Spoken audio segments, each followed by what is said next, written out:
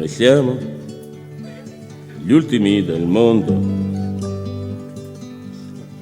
ma questo mondo non ci avrà.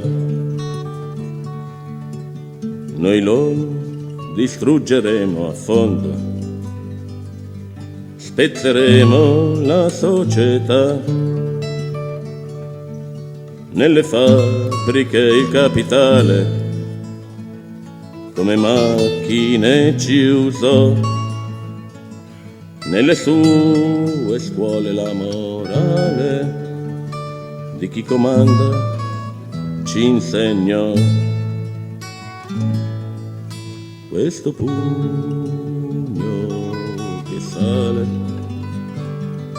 questo canto che va, è l'Internacional. Tiene la palabra Félix Romero. Hola, buenos días. ¿Se me oye? Sí, confío que sí. ¿No se oye? ¿Se oye ahora? Bien. Bueno, la atmósfera está un tanto adensada por este sofocante calor. Supongo que ya llevamos mucho tiempo. Yo me había propuesto hacer una presentación general, pensando también en un público no entrenado ni filosóficamente ni biográficamente en la obra de Manuel Sacristán, y quizás sea excesiva el texto que tengo preparado. En todo caso, mi correo está ahí en circulación y puedo enviarle el texto a quien quiera, y voy a ser quizás un tanto sumario, lo cual quiere decir, y perdón para los colegas, no muy pulcro filosóficamente. Y me va a pasar aquello que decía Woody Allen, que dice el tipo, de hecho, he leído Guerra y Paz en un curso de lectura rápida, y dice, ¿de qué va? Va de Rusia, ¿no? Pues esto va de Manuel Sacristán. Voy a tratar de situarlo tratando de responder con un esquema general de tres preguntas, por así decirlo. Primero, proporcionar las coordenadas de lo que eran las grandes marcos o maneras de filosofar en las cuales se forma Manuel Sacristán, o que se podían encontrar en la cultura europea del momento. Después, ver cómo se deriva él hacia, o cómo deriva, o en qué sentido se puede interpretar su interés por el marxismo, situarlo en el marxismo de la época, y finalmente perfilar muy sumariamente algunas de las notas originales, a mi parecer, de su reflexión sobre la obra de Marx, si podemos decirlo de ese modo. Entonces, dentro de esa primera cuestión, que es decir, las tres maneras, o uno podría decir muy sumariamente, insisto, tres maneras de filosofar que uno podría encontrar. Una primera se podría, si me permitís así las calificaciones, germánica, o en ocasiones francesa. La elegante es la germánica, la más torpe es la francesa, que es una especie de aspiración a la filosofía como una suerte de sistema omnisciente que tiene respuestas para todo, ¿no? El filósofo pues es capaz de proponer una metafísica, una ética, una estética. En algún sentido, insisto, así en general se podría parecer que sea una religión donde uno espera una respuesta para cada problema que tenga, ¿no? El pensamiento en realidad no aparece nunca explícito y sistematizado, y casi siempre hay que acabar llamando al filósofo para saber qué es lo que realmente pensaba, ¿no?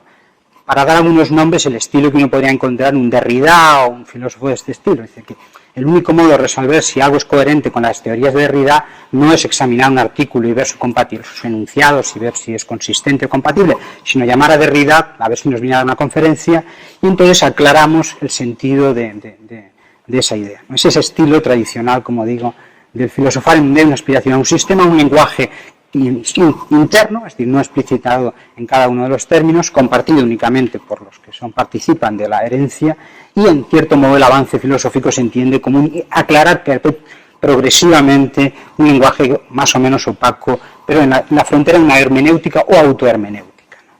El segundo filosofar es un filosofar más de corte anglosajón, que se parece en algún sentido, insisto también de un modo muy sumario, muy parecido a lo que podría ser un científico normal. Es decir, es alguien que tiene teorías sobre un ámbito, las desarrolla, las formula en un artículo, en un lenguaje explícito y compartido por una comunidad de investigadores que tienen una serie de retos, que saben a qué atenerse y saben qué tipo de respuestas son aceptables, ¿no? Ahí es irrelevante la presencia, por así decir, del filósofo, sino que es sencillamente lo que importa es su teoría, que ha cuajado, por lo general, pues en artículos, en journals o en resultados de ese estilo. Y así pues podemos reconocer una idea de progreso no insensata, parecía un sentido a la idea de lo que puede ser el progreso en la ciencia. Sobre la idea de causalidad tenemos hoy ideas más claras de las que podíamos tener a principios del otro siglo, ¿no?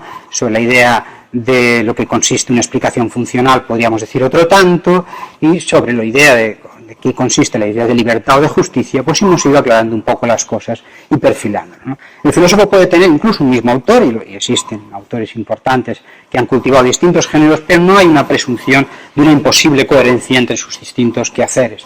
Ahí podríamos encontrar desde la obra de Robert Nozick, por citar algunos, Gilad Pandan sería un caso en donde podríamos pensar en otro tipo de filósofo, pero que también tendría esas características, ¿no? O Mackie o otro tipo de autores. Y finalmente habría un tipo de filosofar o de filósofo más clásico, que si también nos enmarcamos así geográficamente podríamos llamar griego, en donde lo fundamental es hacer de la tarea de vivir con sabiduría y tomarse eso en serio el problema filosófico fundamental. Quizás el mejor modo, Aristóteles decía, creo, venía a decir algo así, que lo importante no es tanto conocer la virtud, sino, o sea, para saber qué es la virtud, sino para ser buenos, para hacer una práctica de la vida en donde lo que se trata es de ir eliminando aquellas barreras o modificando los obstáculos para la práctica de ese ejercicio del vivir, ¿no? Tengo aquí una cita de Manol de Sacristán, en donde él muy tempranamente, es una cita que algunos amigos que están por aquí conocen y creo que alguna vez han citado, que habla de Ortega y dice algo así. Dice, una tradición venerable distingue entre el sabio y el que sabe muchas cosas. El sabio añade al conocimiento de las cosas un saber de sí mismo y de los demás hombres y de lo que le interesa al hombre. El sabedor de cosas cumple con comunicar sus conocimientos. El sabio, en cambio, está obligado a más. Si cumple con su obligación, señala fines. Dos modos hay de señalarlos, poniéndolos fuera de la vida de cada hombre, sin tomar muy en cuenta los trabajos de éste por alcanzarlos, y dando por bueno su logro casual, o preocupándose, más que por su consecución, porque los hombres se la propongan. Esta última fue la preocupación de Sócrates, que su nieto Aristóteles expresó de este modo: seamos como arqueros que tienden a un blanco. Tal es la divisa de Ortega. Cuando el sabio enseña así los fines del hombre, más que enseñar cosas, lo que enseña es a ser hombre.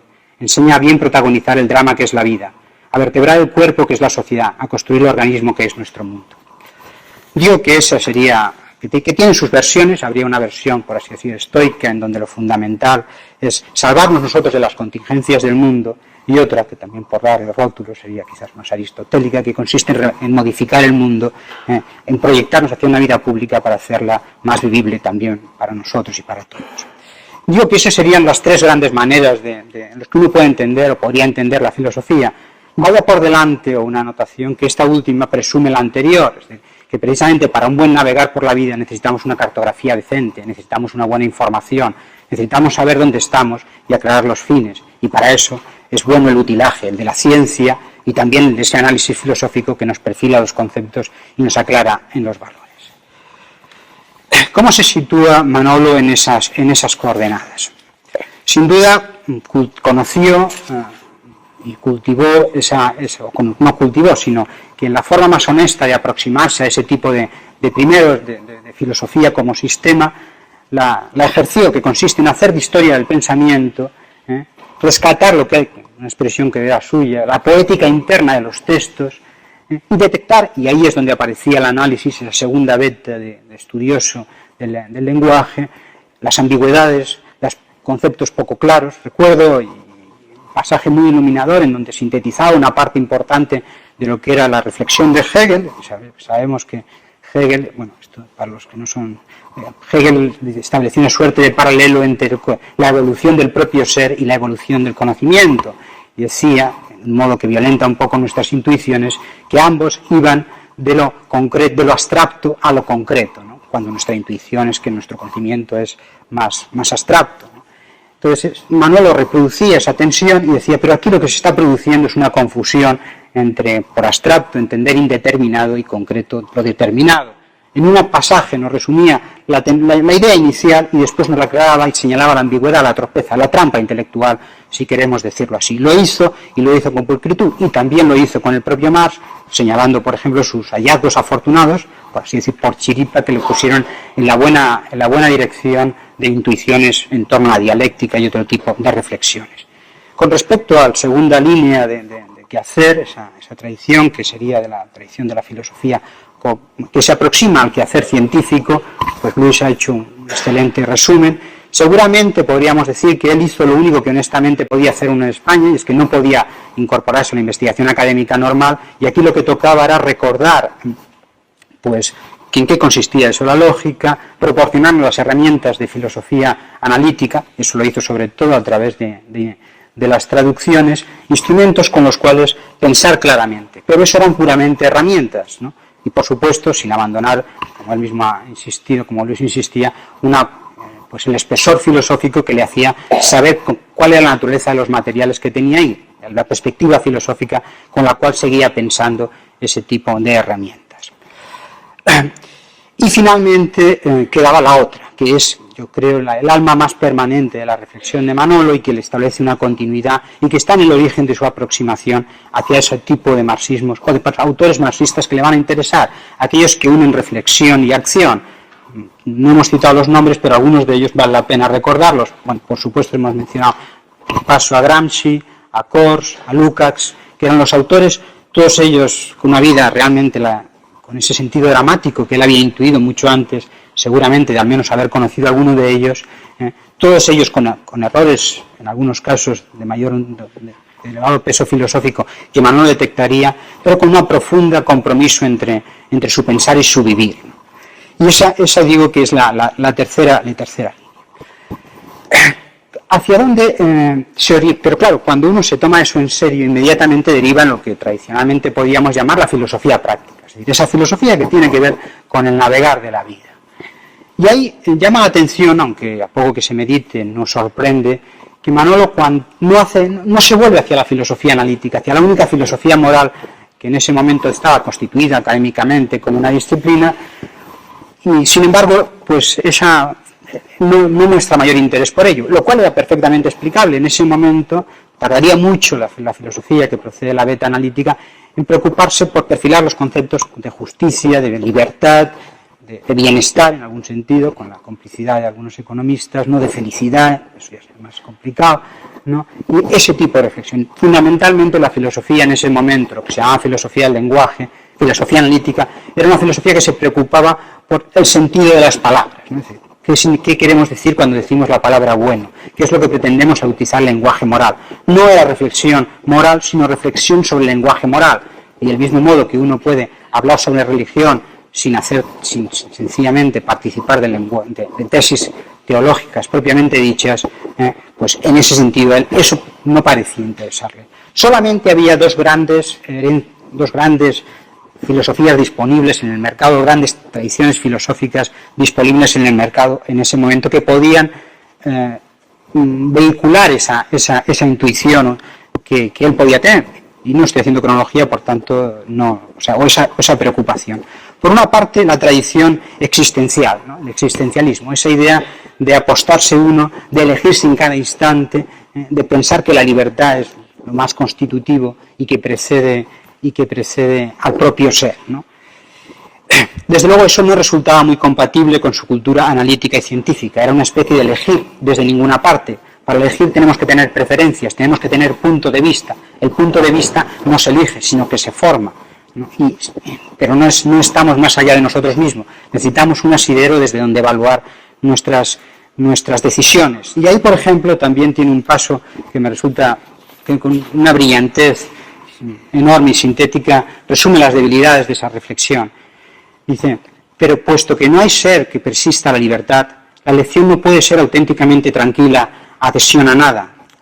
La adhesión no puede ser auténticamente tranquila, adhesión a nada. Ya fuera esa adhesión a algo justo y fundamental, ya lo fuera algo torcido e inconsistente. Sobre la base de esa total arbitrariedad, se hace difícil entender la postulación sartriana de las elecciones concretas. ¿Por qué una elección y no otra? ¿Por qué practicarla del modo que comprometa al hombre en la realidad en vez de elegir en forma artística, poética o fabuladora? Eso no le podía interesar precisamente por su falta de vertebración filosófica última. Y es ahí donde yo creo que se orienta hacia ese marxismo en el cual podía encontrar esa preocupación. ¿Cómo vamos de tiempo? Es que si no... Bien, sí. Hay, de todos modos, hay un paso, y creo es casi mi penúltima cita, ¿no? que lo hace a propósito, comentando a Gramsci, creo que sintetiza cuál es la preocupación, esa preocupación última, dice, ¿qué puede llegar a ser el hombre? Antes lo ha aludido, creo que alguien pase este pasaje a lo largo de la mañana. Esto, si el hombre puede dominar su propio destino, si puede hacerse, si puede crearse una vida, eso lo cita Gramsci, y continúa Sacristán. Todas las filosofías han fracasado hasta ahora en el tratamiento de esa pregunta, porque han considerado al hombre reducido a su individualidad. Cada uno se cambia a sí mismo, se modifica en la medida en que cambia y modifica el complejo de relaciones en la cual él es el centro de anudamiento, ¿no? Esa volcarse hacia la práctica política que está ahí, desde esa preocupación por ser el arquero de aristotélico. Pero ¿qué es o qué marxismo podía encontrar Sacristán en la Europa del momento? Por una parte, se podría encontrar con lo que podría ser el marxismo continental, fuertemente cientificista, empeñado en la tesis de que la obra de Marx fundamentalmente era una teoría científica y que había que, llamativamente se hablaba mucho de la teoría científica de Marx, pero nadie proporcionaba resultados sobre la teoría científica de Marx. Era una especie de reclamo filosófico proclamando que era una ciencia, pero el mejor modo de mostrar una ciencia es mostrar un teorema o un resultado, como alguna vez Alfonso me enseñó en su día, ¿no? Y me recordó esa idea de disponer de resultados. Por eso en la Facultad de Físicas no tienen materias como la que impartimos Tony Domenic y yo, que es la de filosofía de la ciencia, porque no tienen que salvar la dignidad, y en cambio aquí pues tenemos que justificarnos el sueldo de todos en nombre, y ahí estamos nosotros, cumpliendo una función que me permitiese una cita muy bonita de Machado, que decía, en cualquier facultad de teología necesita una cátedra de blasfemia, y a ser posible dirigida por el propio diablo, ¿no? Y eso es en parte la función que cumplimos los metodólogos en estos singulares ecosistemas, ¿no? En una facultad de teología, ¿no? Pues claro, alguien que tenía conocimiento de qué iba eso de la filosofía de la ciencia no se podía encontrar muy cómodo con algo que era basura analíticamente pensada. Y por otra parte teníamos en el otro lado, donde estaban los que cultivaban las herramientas analíticas, una singular esquizofrenia entre, por una parte, pienso en el mundo inglés, entre filósofos por horas que ejercían ese tipo de artículos que antes mencionaba, de reflexiones precisas sobre la causalidad, la explicación y lo que fuera, y luego por la tarde se iban a militar en la célula, ¿no? Pero no había una continuidad entre, o es muy excepcionalmente, que entre algunos economistas se puede producir, estoy pensando en el caso de Maurice Dobb, pero en general era una especie de esquizofrenia en donde su sensibilidad marxista se traducía, si acaso, y sobre todo en los historiadores, y en algún historiador de la ciencia, en una preocupación por los temas, pero no un cultivo de la reflexión, no una preocupación por generar ese tipo de teoría, ¿no? Entonces, por una parte habría, por así decirlo, los que apostaban por la práctica, y eran estos, llamativamente, ¿no? pero desvinculados de su reflexión. Ese, digo, es el horizonte en el cual se enmarca, a mi parecer, el marxismo, en el cual es testigo Manolo. ¿Cómo se sitúa él en esas coordenadas? Bueno, diría, o aquí me recordaría sumariamente esa vuelta hacia los autores que habían destacado el pensamiento práctico de Marx, con una preocupación finalmente, con una intención finalmente política. De todos modos, sí que, bueno, creo que está por aquí, ¿cuál es la perspectiva en particular? Y esa es ya mi parte final, y aquí voy a ser quizás aún más dogmático, de la reflexión de su aproximación a Marx. Yo creo que es una tarea fundamentalmente programática, saneadora y reconstructora, y ese sería el umbral de su aportación. Es decir, más que saneadora, en primer lugar, en ese excelente texto, aquí discrepamos en lo otro fundamentalmente, con respecto a la tesis de Ripalda, ¿no? Yo creo que el prólogo al Anti-Düring, por supuesto, no es un texto, y en eso coincidiría, no es teoría marxista, sino clarificación del género del marxismo. Nos enseñó algo que seguramente para otras tradiciones era trivial, era quizás no fundamental, pero recordarnos a nosotros en ese tiempo y en Europa también podemos decir, entre los marxistas, que una cosa era el conocimiento y otra la valoración, que no hay un método marxista particular de conocimiento, que no hay nada parecido a una ciencia marxista, que en todo caso había resultados que se podían inspirar en la obra de Marx, pero que estaban llamados a ser superados como cualquier, incorporados a la actividad científica normal. Nada de eso, como digo, es en rigor marxismo, es hablar sobre el marxismo, es aclarar el género. Pero por Dios, qué útil nos fue a muchos Y además, si nos pillaban los buenos años, cuando el sistema neuronal todavía es plásticamente flexible y puede capturar buenas cosas, pues era provechoso porque no se enmohece, porque luego cuesta mucho corregir estas cosas. Si te pillan las buenas lecturas cuando eres joven, eso es mucha suerte, ¿no? Y muchos hemos perdido mucho tiempo en algunas, ¿no? Y aún más que otros. Y eso yo creo que nos ayudó mucho. Digo que en ese sentido es una tarea programática. Él reclama, no hay un resultado, y solamente es un enunciado una sola vez. No se puede cultivar, gracias a Dios, el sacristanismo. Sencillamente lo que hay son resultados, perspectiva, punto de vista, y uno a partir de ahí se pone a trabajar en algún ámbito en particular.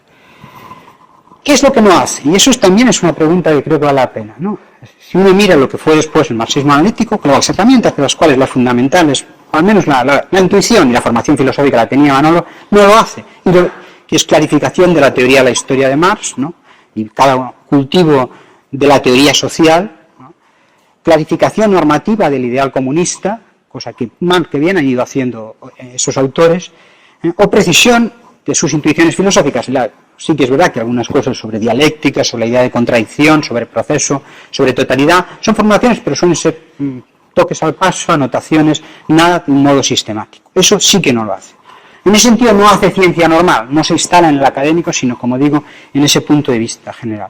Y luego hay una tarea reconstructiva y depuradora, que eso sí que creo que él se refugiaba en decir, bueno, estos son los aspectos más importantes, la reflexión de Marx, por ejemplo, cuando él formula la idea de dialéctica, el principio de la práctica, la idea misma de concepción del mundo, pero siempre he pensado, con los años se me confirma más el juicio, que ahí Manolo, por decirlo así, hacía una trampa de modestia, ¿no?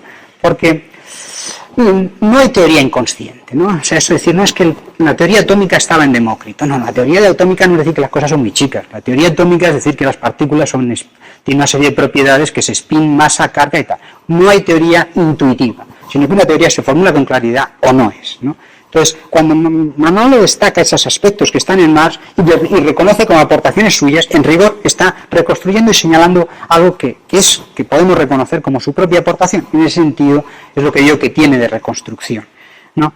Yo creo que esa parte suya de nuevo nos remite al Marx primero, al Sacristán primero, es decir, esa preocupación por esos conceptos están muy imbricados con la intencionalidad política. Esta parte me la vais a creer porque no tengo tiempo de desgranarla, ¿no? Pero recuerdo que en los años finales de su vida, bueno, no finales de su vida, pero en un periodo ya de madurez intelectual, él vuelve a la muerte de Lukács y cita un pasaje que creo que Tony en algún momento lo había citado, corrígeme si es así, y a mí me pareció muy emocionante, y vuelve a repetir la vieja idea suya temprana, dice: Lukács ha realizado, más que el mismo Aristóteles, la divisa de ser como arqueros que tienden a un blanco. Ha sido una vida planificada y su moral, la moral de un plan.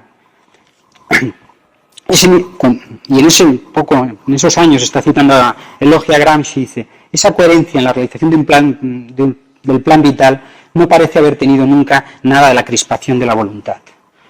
En la tradición comunista, o socialista en general, no han faltado fonebrismos avinagrados, psiquis que suscribían aquello de que los comunistas somos cadáveres de permiso, ¿no? Esa especie de rigidez psicológica que confunde la honestidad y la coherencia con la simplicidad, con una especie de comportamiento granítico, que seguramente revela poca profundidad psicológica. Yo creo que Manolo no se parecía en nada a eso, ¿no? Y esa parte, que está tempranamente como intuición, va madurando de un modo trabajoso, con una biografía complicada, casi tortuosa, pero hasta alcanzar ese tipo de trato sereno con la vida, ¿no? Y terminaría con una cita que Guillem hace, bueno, una cita, hablando de Antonio Machado y de sus heterónimos, dice, comentando la complejidad del personaje que está detrás de esos diversos heterónimos, dice: resplandece ante todo su integridad, o digámoslo sin latinismo culto, su entereza que unifica al hombre y al poeta con su proceder, su saber y su escribir. Yo creo que a Manuel Sacristán le cuadran impecablemente esas palabras. Nada más.